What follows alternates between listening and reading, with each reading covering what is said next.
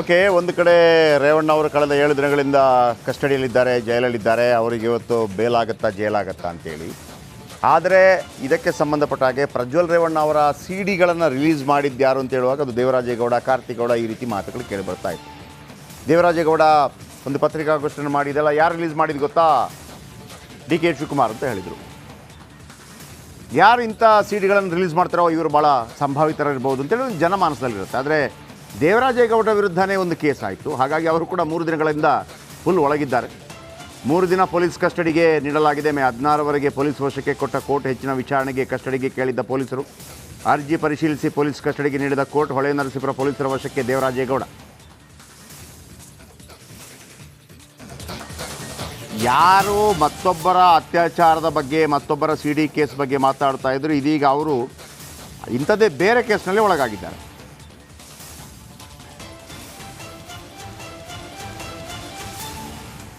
Okay, Khushwant ನಮ್ಮೊಂದಿಗೆ ಫೋನದಲ್ಲಿದ್ದಾರೆ. S Khushwant, ಒಂದು ಕಡೆ ಎಚ್ ಡಿ ರೇವಣ್ಣ ಒಳಗೆ, ಒಂದು ಕಡೆ ದೇವರಾಜೇಗೌಡ ಒಳಗೆ, ಒಂದು ಕಡೆ ಪ್ರಜ್ವಲ್ ರೇವಣ್ಣ ದೇಶದಿಂದ ಹೊರಗೆ. ಸೊ ಹೀಗಿರುವಂಥ ಸಂದರ್ಭದಲ್ಲಿ ಯಾವ ವಿಚಾರದ ಬಗ್ಗೆ ಚರ್ಚೆ ಆಗ್ತಾ ಇದೆ? ದೇವರಾಜೇಗೌಡರ ಬಗ್ಗೆನಾ, ಪ್ರಜ್ವಲ್ ರೇವಣ್ಣ ಬಗ್ಗೆನಾ, ಎಚ್ ಡಿ ರೇವಣ್ಣ ಬಗ್ಗೆನಾ? ಈಗ ಪೊಲೀಸರ ವಶಕ್ಕೆ ನೀಡಲಾಗಿದೆ. Yes please. ಜೆ.ಪಿ. ಸರ್, ಒಟ್ಟಾರೆಯಾಗಿ ಎಲ್ಲಾ ವಿಚಾರಗಳ ಬಗ್ಗೆ ಚರ್ಚೆ ಆಗ್ತಾ ಇರುವಂತದ್ದು. ಮುಖ್ಯವಾಗಿ ಈಗ ದೇವರಾಜೇಗೌಡ ವಿಷಯಕ್ಕೆ ಬರೋದಾದ್ರೆ, ದೇವರಾಜೇಗೌಡ ಈಗಾಗಲೇ ಲೈಂಗಿಕ ದೌರ್ಜನ್ಯ ಮತ್ತು ಅತ್ಯಾಚಾರ ಆರೋಪದಲ್ಲಿ ಅವರನ್ನ ಏನು ಮೊನ್ನೆ ಅಷ್ಟೇ ಪೊಲೀಸರು, ಹೊಳೆನರಸೀಪುರ ಪೊಲೀಸರು ಅರೆಸ್ಟ್ ಮಾಡಿ ಕರೆದುಕೊಂಡು ಬಂದಿದ್ರು. ಅವತ್ತು ಸಂಜೆನೆ ಕೂಡ ಅವರನ್ನ ಏನು ನ್ಯಾಯಾಧೀಶರ ಮುಂದೆ ಹಾಜರುಪಡಿಸಿ ಮತ್ತೆ ವಿಚಾರಣೆಗಾಗಿ ಒಂದು ವಾದವನ್ನ ಮುಂದಿಟ್ಟಿದ್ರು, ಬೇಡಿಕೆಯನ್ನ ನಡಿ ಈಗ ಶುರು ಮಾಡೋಣ.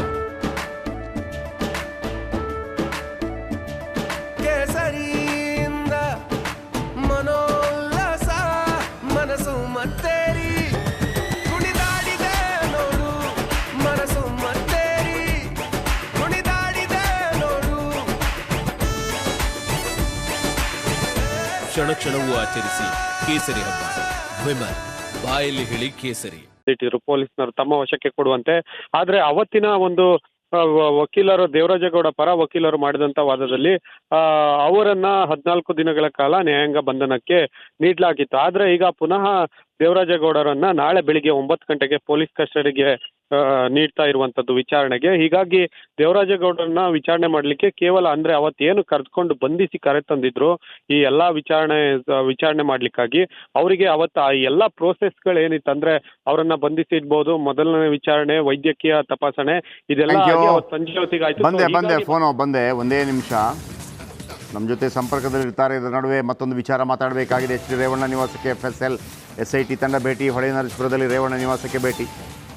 ರೇಪ್ ಕೇಸ್ ಸಂಬಂಧ ಸಾಕ್ಷ್ಯ ಕಲೆ ಹಾಕಲು ಭೇಟಿ. ಸಾಕ್ಷ್ಯ ಕಲೆ ಹಾಕಲು ಮುಂದಾದ FSL SIT ತಂಡ. ಪ್ರಜ್ವಲ್ ನಿವಾಸದಲ್ಲಿ ಪರಿಶೀಲನೆ ಬಳಿಕ ರೇವಣ್ಣ ನಿವಾಸಕ್ಕೆ ಬಂದಿದ್ದಾರೆ. ಹೊಳೆನರಸೀಪುರ ರೇವಣ್ಣ ಮನೆಗೆ ಭೇಟಿ. FSL ತಂಡ ಅಲ್ಲಿಗೆ ಬಂದಿದೆಯಂತೆ.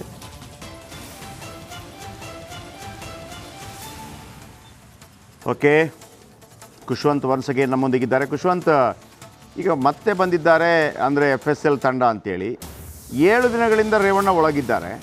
FSL ತಂಡ ಈಗೇನು ಮಾಡ್ತಾ ಇದೆ ಅಲ್ಲಿ?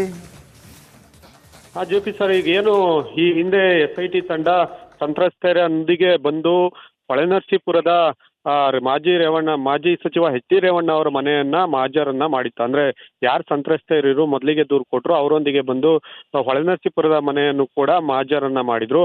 ಮತ್ತೆ ಇನ್ನೊಂದ್ ಕಡೆ ಅದೇ ದಿನ ಹಾಸನದ ಸಂಸದರ ನಿವಾಸ ಏನಿತ್ತು ಅಲ್ಲೂ ಕೂಡ ಅತ್ಯಾಚಾರ ನಡೆದಿದೆ ತನ್ನ ಮೇಲೆ ಅಂತ ಮತ್ತೊಬ್ಬ ಮಹಿಳೆ ಆರೋಪವನ್ನ ಮಾಡಿದ್ರು. ಅಲ್ಲೂ ಕೂಡ ಮಾಜರನ್ನ ನಡೆಸಿದ್ರು. ಹಾಗೆ ಇಡೀ ದಿನ ಆವತ್ತು ಈ ಒಂದು ಪ್ರಕ್ರಿಯೆ ನಡೆದಿತ್ತು. ಆದ್ರೆ ಇವತ್ತು ಹಾಸನದ ಸಂಸದರ ನಿವಾಸಕ್ಕೆ ಹಾಗೂ ಹೊಳೆನರಸೀಪುರದ ಮಾಜಿ ಸಚಿವ ಎಚ್ ಡಿ ರೇವಣ್ಣ ನಿವಾಸ ಏನಿದೆ ಅದಕ್ಕೂ ಕೂಡ ಇವತ್ತು SIT ಟೀಮ್ ಒಂದಿಗೆ FSL ತಂಡ ಬಂದಿತ್ತು. ಅಂದ್ರೆ ಈ ಒಂದು ತಂಡ ಈ ಟೆಕ್ನಿಕಲ್ ಎವಿಡೆನ್ಸ್ ಅಂದ್ರೆ ಮಾಜರ್ ಮಾಡಿದಂತಹ ದಿನ ಏನು ಮಾಜರನ್ನ ಮಾಡಿದ್ರು ಆ ಒಂದು ಮಾಜರ್ ಮಾಡಿದ ದಿನ ಅವತ್ತೆಲ್ಲ ನೀಡಿದಂತಹ ಹೇಳಿಕೆಗಳು ಮತ್ತು ಇವೆಲ್ಲವಕ್ಕೂ ಸಂಬಂಧಪಟ್ಟಂಗೆ ಅಲ್ಲಿ ವಸ್ತುಗಳಿರ್ಬೋದು ಅಥವಾ ಸೂಕ್ಷ್ಮ ವಿಚಾರಗಳಿರ್ಬೋದು ಇವೆಲ್ಲಕ್ಕೂ ಸಂಬಂಧಪಟ್ಟಂತೆ ಇನ್ನಷ್ಟು ಮಾಹಿತಿಯನ್ನ, ಸಾಕ್ಷಿಯನ್ನ ಕಲೆ ಹಾಕ್ಲಿಕ್ಕಾಗಿ ಇವತ್ತು FSL ತಂಡ ಬಂದಿತ್ತು. ಅದರ ಜೊತೆಗೆ SIT ತಂಡದವರು ಕೂಡ ಅವ್ರ ಜೊತೆ ಬಂದಿದ್ರು. ಸುಮಾರು ಬೆಳಿಗ್ಗೆ 10:15 11 ಗಂಟೆಗೆ ಹಾಸನದ ಸಂಸಾರ ನಿವಾಸಕ್ಕೆ ಬಂದರು. ನಂತರ ಮಧ್ಯಾಹ್ನದ ನಂತರ ಈಗ ಇಲ್ಲಿಯ ತನಕ ಈ ಕ್ಷಣದ ತನಕ ಹೊಳೆನರಸೀಪುರದ ರೇವಣ್ಣ ಅವರ ಮನೆಯಲ್ಲಿ ಎಲ್ಲ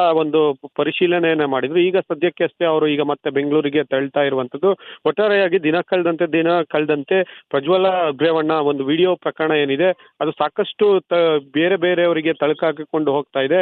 ಇನ್ನೊಂದ್ ಕಡೆ ಸಾಕಷ್ಟು SIT ತಂಡಕ್ಕೂ ಒಂದು ರೀತಿ ಸವಾಲಾಗಿರುವಂತದ್ದು. ಹೀಗಾಗಿ ಈ ಎಲ್ಲ ಒಂದು ಇಷ್ಟು ಗಂಭೀರವಾದ ಕೇಸ್ ಇರ್ಬೇಕಾದ್ರೆ ಇದನ್ನ ಹಾಗೆ ಬೇರೆ ಕೇಸ್ಗಳ ಹ್ಯಾಂಡಲ್ ಮಾಡೋದಕ್ಕಿಂತ ಸಾಕಷ್ಟು ಟೈಮ್ ಅನ್ನ ತೆಗೆದುಕೊಂಡು ಮಾಡ್ತಿದ್ದಾರೆ. ಅಂದ್ರೆ ಬೇರೆ ಕಡೆ ಮಾಜರ್ ರಿಪೋರ್ಟ್ ಅನ್ನ ತಕ್ಷಣ ಕೈನಲ್ಲೇ ಅಲ್ಲೇ ಬರ್ಸ್ಕೊಂಡು ಬಂದ್ರೆ ಇನ್ನ ಪೊಲೀಸ್ ಅಧಿಕಾರಿಗಳು ನಮಗೆ ನೀಡಿದಂತ ಮಾಹಿತಿ ಆ ಒಂದು ಸ್ಥಳಕ್ಕೆ ಏನು ಹೋಗ್ತಾರೆ ಮಾಜರ್ ರಿಪೋರ್ಟ್ ಆದಾಗ ಅಲ್ಲೇ ಒಳಗಡೆ ಅದನ್ನ ಟೈಪ್ ಕೂಡ ಮಾಡ್ಕೊಂಡು ಬಂದು ಅಲ್ಲೇ ಅವ್ರ ಹತ್ರ ಸಾಕ್ಷಿ ಸಂಗ್ರಹಕ್ಕೆ ಸೈನ್ ಕೂಡ ಹಾಕಿ ಬರುವಂತದ್ದು ಇದೇ ರೀತಿ ಮಾಡ್ತಾ ಇರುವಂತ. ಹೀಗಾಗಿ ಇದೊಂದು ಗಂಭೀರ ಪ್ರಕರಣ ಆದ ರೀತಿ ಸವಾಲಾಗಿದೆ. ಹಾಗಾಗಿ ದಿನಕ್ಕೊಂದು ತಿರುವನ್ನು ಕೂಡ ಪಡಿತಾ ಇರುವಂತದ್ದು. ಜೆಪಿ ಸರ್, ಥ್ಯಾಂಕ್ ಯು ನಿಮ್ಮೆಲ್ಲ ಅಪ್ಡೇಟ್ಸ್ಗೆ.